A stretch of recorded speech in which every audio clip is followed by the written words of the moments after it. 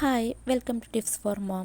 നിങ്ങളുടെ വീട്ടിലെ കുട്ടിക്ക് ഇടയ്ക്കിടയ്ക്ക് കഫക്കെട്ട് അല്ലെങ്കിൽ ശ്വാസകോശ സംബന്ധമായ പ്രശ്നങ്ങൾ ഉണ്ടാവുന്നുണ്ടോ? എങ്കിൽ നിങ്ങളിത് നിർബന്ധമായും കാണണം.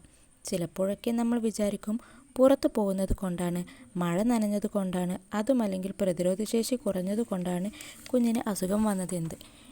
പക്ഷേ ഇതൊന്നുമല്ലാത്ത കുറച്ച് ഹിഡൻ ആയിട്ടുള്ള കാരണങ്ങൾ നമ്മുടെ വീട്ടിൽ തന്നെയുണ്ട്. അതിലേറ്റവും ആദ്യം പറയേണ്ടത് വീട്ടിൽ ആരുടെയെങ്കിലും പുകവലി തന്നെയാണ്. ഏതൊരാൾ പുകവലിച്ചാലും അതിൻ്റെ പുക അതേ സ്ട്രെങ്ത്തിൽ തന്നെ മറ്റുള്ളവർക്കും കിട്ടുന്നുണ്ടെന്ന സത്യാവസ്ഥ നമ്മൾ മനസ്സിലാക്കണം. ചിലരൊക്കെ പറയും വലിച്ചു കഴിഞ്ഞാണ് കുഞ്ഞിൻ്റെ അടുത്ത് വന്നതെന്ന്. എന്നാലും നമ്മൾ മനസ്സിലാക്കേണ്ട മറ്റൊരു കാര്യം, വലിച്ചു കഴിഞ്ഞ് ഏകദേശം 3 മണിക്കൂർ വരെ ആ പുക അയാളുടെ ശ്വാസത്തിൽ തന്നെ ഉണ്ടാവും. ഈ പുറത്തു വരുന്ന പുക അത് വലിക്കുന്ന ആളേക്കാൾ കൂടുതൽ പ്രശ്നം ആ കുഞ്ഞിലുണ്ടാക്കും. ഇത്തരത്തിലുള്ള കുഞ്ഞുങ്ങളെ അല്ലെങ്കിൽ ആ വീട്ടിലെ മറ്റംഗങ്ങളെ പാസീവ് സ്മോക്കേഴ്സ് എന്നാണ് പറയുന്നത്.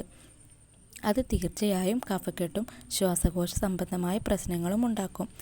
ആസ്മ, ചെവിയിലെ ഇൻഫെക്ഷൻ ഇവയൊക്കെ ഇത്തരത്തിലുള്ള പുക ശ്വസിക്കുന്നതിലൂടെ കുഞ്ഞിനുണ്ടാവും.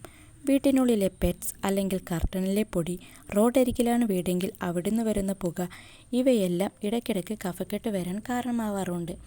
ഇതിലെല്ലാം നമ്മൾ കൺട്രോൾ ചെയ്യാൻ പറ്റുന്ന കാര്യങ്ങളാണെങ്കിൽ കൺട്രോൾ ചെയ്യുക. നമുക്ക് ചെയ്യാൻ പറ്റുന്ന ഏറ്റവും വലിയ കാര്യം പുകവലി നിർത്തുക തന്നെയാണ്. പാവം നിഷ്കളങ്കരായ കുട്ടികളെ വലിയ വലിയ രോഗങ്ങളിലേക്ക് നമ്മൾ തള്ളിവിടാതിരിക്കുക. ഇതുപോലുള്ള പുതിയ വീഡിയോസ് ലഭിക്കുന്നതിന് വേണ്ടി എൻ്റെ ചാനൽ സബ്സ്ക്രൈബ് ചെയ്ത് എന്നെ സപ്പോർട്ട് ചെയ്യണേ. Thank you.